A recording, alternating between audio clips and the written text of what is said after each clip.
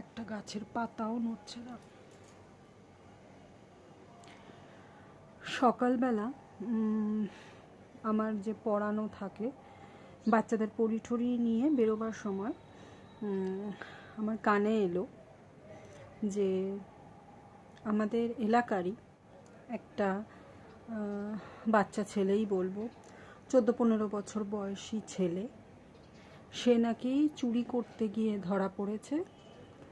আর এমনভাবেই ধরা পড়েছে, তাকে এমন পিটানো হয়েছে, মানে গণধোলাই দেওয়া হয়েছে, যাতে করে বাচ্চাটা মরেই গেছে।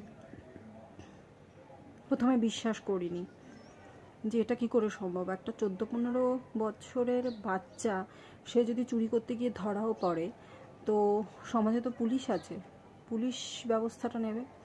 সাধারণ মানুষ এত ক্ষেপে উঠে তাকে মারতে যাবে কেন? যাই হোক, খানিক বাদে আবার সেই খবরটা ঘুরে কানে এলো যে হ্যাঁ, সত্যি বাচ্চাটাকে মেরে ফেলাই হয়েছে। বয়স বেশি না, সব রকম নেশায় নাকি সে আসক্ত ছিল। এখানে কোনো নেশাই নেই যা সে করতো না। আর তার বাবা মাকেও নাকি ফোন করে জানানো হয়েছে যে সে চুরি করেছে। তার বাবা মাও নাকি বলেছে যে মেরে ফেলো। কাহাতক ব্যাপারটা সত্য আমি জানি না, কারণ আমি স্পটে ছিলাম না, আর ভালো করে এখনো পর্যন্ত আমি ব্যাপারটাকে যাচাই করিনি। এটা আমি লোকমুখেই শুনেছি। 5-6 জন মিলে যারা যেটা শুনেছে বা দেখেছে তারাই আমায় বলেছে, সেটাই আমি শুনেছি। কদ্দূর সত্য সেটা আমি যাচাই করে নেব, কিন্তু আমার কথাটা যেটা বলার জন্যে আজকে আমি এই ব্লগটা করছি, কথাটা হলো যে 14-15 বছরের বাচ্চা, ইভেন আরও ছোট বয়সের বাচ্চারা যদি নেশাগ্রস্ত হয়, তারা যদি নেশা করতে শিখে যায়, তাহলে তাদের পরিণতি হয়তো শেষ পর্যন্ত এটাই হবে। কারণ তার বাড়ির লোকেরা তাকে তো হাত খরচ দেয় কি দেয় না সেটা পরের কথা, কিন্তু সে হাত খরচ নিয়ে যদি নেশাই করে এবং সেই নেশা যদি তার উত্তরোত্তর বাড়তেই থাকে, তাহলে প্রয়োজনে সে আবার চুরির কাজেও নেমে পড়বে। কারণ নেশা জিনিসটা অত্যন্ত ভয়ঙ্কর।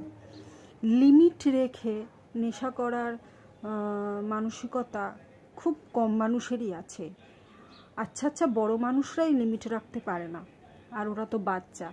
ওরা যদি নেশা ধরে নেয়, তাহলে ওদের জীবনটা কোন গতিপথে এগোচ্ছে সেটা ভাবলেও যেন একটা বিভীষিকা লাগে।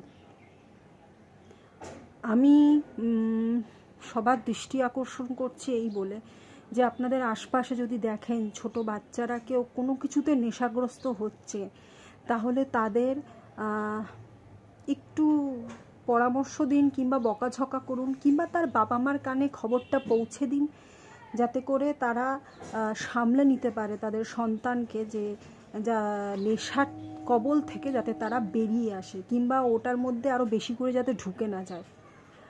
বাচ্চাদের ভবিষ্যৎ যদি খারাপ হয়, গোটা দেশের ভবিষ্যৎ খারাপ হবে। আপনাদের সবাইকে বিনীত অনুরোধ, আপনারা এই ব্লগটি যারা দেখছেন তারা যথার্থ পরিমাণে স্টেপগুলো নেন, এবং যদি পারেন ভিডিওটাকে শেয়ার করুন, যতটা পারেন শেয়ার করুন, যত সর্বসমক্ষে পারেন ভিডিওটাকে পৌঁছে দিন। আপনাদের সাহচর্য যদি থাকে, তাহলে হয়তো বাচ্চাগুলো বেঁচে যাবে। এইভাবে তাদের ভবিষ্যৎগুলো নষ্ট হতে দেওয়াটা আমার পক্ষে মোটেই গ্রহণযোগ্য নয়, মেনে নিতে পারছি না। আমরা বড়রা আমাদের জীবনটা যেভাবেই হোক কোনো রকমে কাটিয়ে নিয়েছি, কিংবা ধরুন আমরা জানি যে কোনটা ঠিক কোনটা ভুল, কিন্তু ছোট ছোট বাচ্চাগুলো তো এগুলো কিছু জানে না। তাদেরকে তো সেটা বোঝাতে হবে, তাদেরকে আটকাতে হবে, আর সেই গুরুদায়িত্বটা আমাদেরই নেওয়া উচিত। প্লিজ আপনাদের কাছে বিনীত অনুরোধ, আপনারা এগিয়ে চেষ্টা করুন এই অবস্থা থেকে বাচ্চাগুলোকে সরিয়ে নিয়ে আসার। আমি চাইবো আপনারা যথেষ্ট পরিমাণে এই ভিডিওটাকে শেয়ার করুন এবং পদক্ষেপগুলো নিন। আমি বহু বছর ধরে এই কাজগুলো করছি, মানে বাচ্চাদের দেখলেই আমি ধরপাকড় করি এবং আচ্ছা রকমভাবে শাসন করি, যাতে করে তাদের বাবা মা যদি রাগও করে আমার তাতে কিছু যায় আসবে না। এমনকি প্রয়োজনে বাবা মাদের কানেও খবরগুলো আমি পৌঁছে দিই।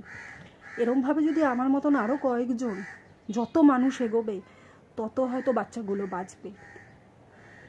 ভালো থাকবেন সবাই, সুস্থ থাকবেন।